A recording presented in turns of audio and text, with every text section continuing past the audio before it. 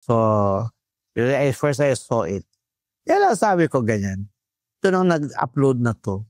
Dami-dami magandang sinabi ko doon sa homily na yan. Ang kinuha pa, ang in-upload pa niya, yung kaisang lugar, kaisa-isang part na ad-lib. It's really ad-lib. It's really ad-lib. Like, you must notice the servers were still moving. So, it came from the gospel and I just couldn't contain myself. Ang dami nyo ngayon Ganun. Ang dami. I just could not contain myself. It was not even part of the homily. In-upload niya. But boy, oh boy, oh boy, he must be earning a lot now. Kasi 4 years after, every Ash Wednesday lumalabas na. That's a trend. Sabi, somebody gave the comment, Father, if John Marie Chan is known for the Christmas, ikaw yung Ash Wednesday celebrity. Okay. Should be use sacramentals with faith. Bigla ko naalala yung may nag-share kasi ng video mo, Ash Wednesday.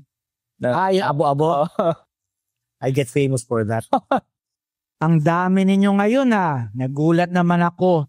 Alam nyo, 8 buwan na ako sa Balintawak. Ngayon ko lang kayo nakitang ganyang karami.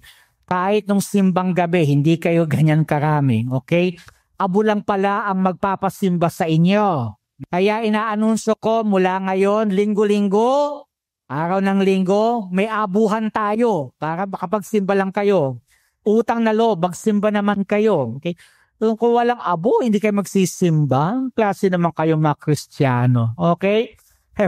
Nagulat talaga ako. Nakakainis kasi. Dito yun dito? Oh, dito. That was my first Ash Wednesday here. And galing pandemic, so I didn't see a lot of people. Like the parish brand about the people filling the church out into the streets. Kahit simbang gawin, hindi ko nakita. You always because katapos ng pandemic, people did not want to go to mass. They didn't want to go physical mass. So, first I saw it. Kaya lang sabi ko ganyan. Ito nang nag-upload na to. Dami-dami magandang sinabi ko doon sa homily na yan. Ang kinuha pa, ang in-upload pa niya, yung kaisa-isang part na ad-lib. It's really ad-lib. It's really ad-lib. Like, you must notice the servers were still moving. So, it came from the gospel and I just couldn't contain myself. Ang dami nyo ngayon Ganun. Ang dami. I just could not contain myself. It was not even part of the homily. In-upload niya. But boy, oh boy, oh boy, he must be earning a lot now. Kasi 4 years after, every Ash Wednesday lumalabas na. That's a trend. Sabi, somebody gave the comment, Father, if John Marie Chan is known for the Christmas, ikaw yung Ash Wednesday celebrity. Okay. Dami na pwede ilagay. Yun pang ilagay talaga. Kaya kamusta yung last week? Dami na tao talaga. Hanggang street talaga? Oo. At everywhere naman kasi. It's not peculiar to Balintawak. Everywhere you go naman, Ash Wednesday attracts people.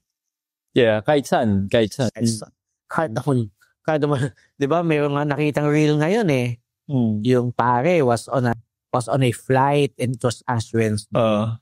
And when the flight stewardess was a Catholic, asked him if he had ashes because he just has not gone to mass and she felt guilty. Yeah. And then he ended up imposing ashes on one stewardess, and the next stewardess came, can I have ashes too? And finally, everybody there, he was imposing ashes already, literally entire flight. It really attracts. Wala kang magagawa. The ashes, like the palms, they have their own way of attracting attention. Doon makikita yung use ng sacramentals talaga do as the liturgy.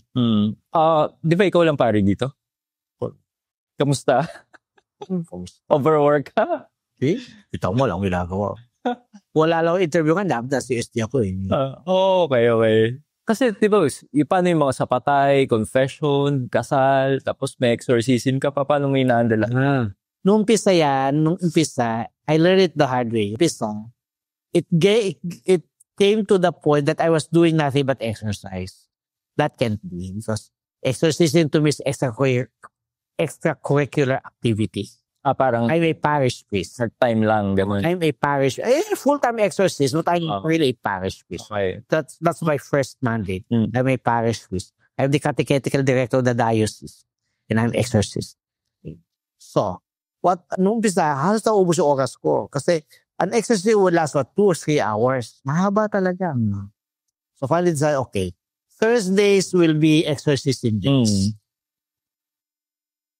So, I tell the ministers that you interview, and then when the energumen is prepared, report to me, and then let's discern, and then let's exercise.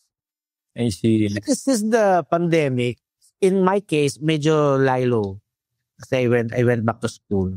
So the minister assistant, he would send in 1 or 2 cases, but not really as it was when I was more or less a full-time something. Kasi I still go to school.